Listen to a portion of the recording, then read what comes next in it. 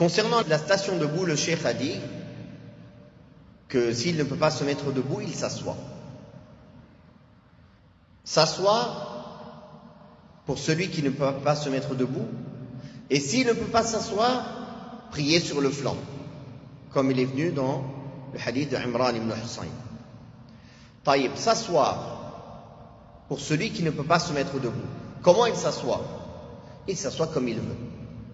Il s'assoit sur une chaise, il s'assoit en tailleur, il s'assoit en iftirash, il s'assoit en tawarruk, il s'assoit les pieds allongés, comme il veut, c'est valide.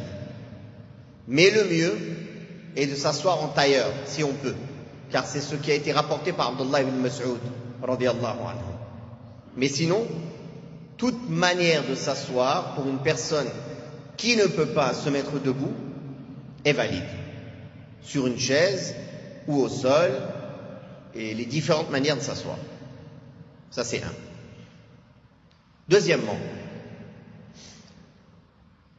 si il ne peut pas se prosterner, donc par exemple, il va ramener une chaise, car il ne peut pas aller à la prosternation pour un problème de dos ou un problème de genou ou autre. Cela ne lui permet pas de ne pas se mettre debout et de ne pas s'incliner. On a des frères qui, parce qu'il ne peut pas se prosterner, depuis le début de la prière, il est sur la chaise.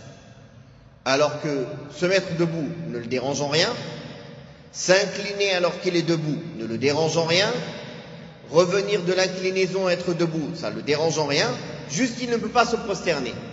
Celui-là, il ne lui est pas permis de prier sur une chaise depuis le début de la prière. Il va sur la chaise que pour le moment de la prosternation. Et pour les assises entre les deux prosternations, l'assise finale, c'est-à-dire ce qu'il ne peut pas faire. C'est-à-dire le fait qu'il ne peut pas aller s'asseoir par terre. Et s'il peut s'asseoir par terre, sans aucune gêne, juste il ne peut pas mettre son front au sol. Dans ce cas-là, il va au sol et il s'approche au maximum du sol selon sa capacité. Et il s'assoit entre les deux prosternations par terre, et il s'assoit à l'assise du tashahhud au milieu par terre, et il s'assoit à l'assise du tashahhud final par terre.